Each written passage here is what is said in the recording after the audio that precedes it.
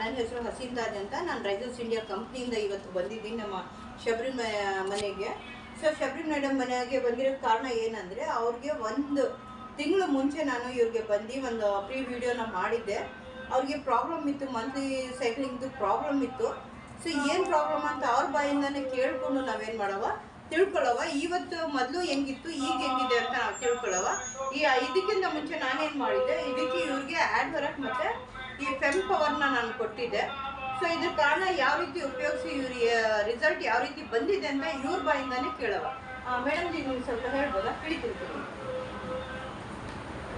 जब से मैं ये फेम पावर ले लूँ, अल्लाह का शुक्र, ये मुझे बहुत अच्छा काम कर रहा है। मैं अब तक का महीने में 2 या 3 बार मेरी तबीयत का ऐसे मंथली प्रॉब्लम होता था मेरा।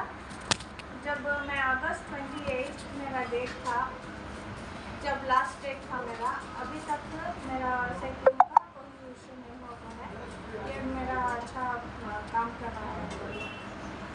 ಸೊ ಕೇಳಿದ್ರಲ್ಲ ಫ್ರೆಂಡ್ಸ್, ಇವರು ಶಬರಿ ಮೇಡಮ್ ಏನಂತವ್ರೆ ಅಂದರೆ, ಇವ್ರಿಗೆ ಆಗಸ್ಟ್ 28 ಮುಂಚೆ ಇವ್ರಿಗೆ every month 2 time 3 times cycling ಆಯಿತು, ಓವರ್ ಫ್ಲೋ ಆಗ್ತಾ ಇತ್ತು ಮಂತ್ಲಿ ಸರ್ಕ್ಯುಲೇಷನ್. ಸೊ ಹಾಗಾಗಿ ನಮ್ಮ ಇದು ಫೆಮ್ ಪವರ್ ಇದನ್ನ ತೊಗೊಂಡಿರೋದ್ರಿಂದ ಅವ್ರಿಗೆ ಆಗಸ್ಟ್ 28ಗೆ ಅವ್ರಿಗೆ ಲಾಸ್ಟ್ ಡೇಟ್ ಆಗಿರೋದು. ಸೊ ಈಗ ಸೆಪ್ಟೆಂಬರ್ 28 ಬರ್ತಾ ಇದೆ. ಸೊ 1 ತಿಂಗಳಾದರೂ ಕೂಡ ಏನು ಅವ್ರಿಗೆ ಪ್ರಾಬ್ಲಮ್ ಆಗಿಲ್ಲ ಡಿಯರ್ ಫ್ರೆಂಡ್ಸ್. ಹಾಗಾಗಿ ಹೇಳ್ತಾ ಇದ್ದೀವಿ, ನಮ್ಮ ಈ ಋಷಿ ಸಂಜೀವಿನಿ ಪ್ರಾಡಕ್ಟ್ನ ಇದು ನಾವು ಕೊಡ್ತಾ ಇರೋದ್ರಿಂದ ಇದು ಎಲ್ಲರಿಗೂ ಉಪಯೋಗ ಆಗಲಿ. ಈ ವಿಡಿಯೋ ಆದಷ್ಟು ಸ್ಪ್ರೆಡ್ ಮಾಡಿ, ಯಾಕಂದರೆ ಇದು ನಾನು ಪಾರ್ಟ್ 2ನ ಕಳಿಸ್ತಾ ಇರೋದು. ಪಾರ್ಟ್ 1 ಆಲ್ರೆಡಿ ಕಳಿಸಿದ್ದೀನಿ, ಪಾರ್ಟ್ 2 ಕಳಿಸ್ತಾ ಇದ್ದೀನಿ. ಸೊ ಇದರಿಂದ ಎಲ್ಲರಿಗೂ ಒಳ್ಳೇದಾಗಲಿ ಅಂತ ಮೇಡಮ್, ನಿಮಗೂ ಇನ್ನೂ ಒಳ್ಳೇದಾಗಲಿ ಅಂತ ನಾನು ಥ್ಯಾಂಕ್ಸ್ ಹೇಳ್ತೀನಿ.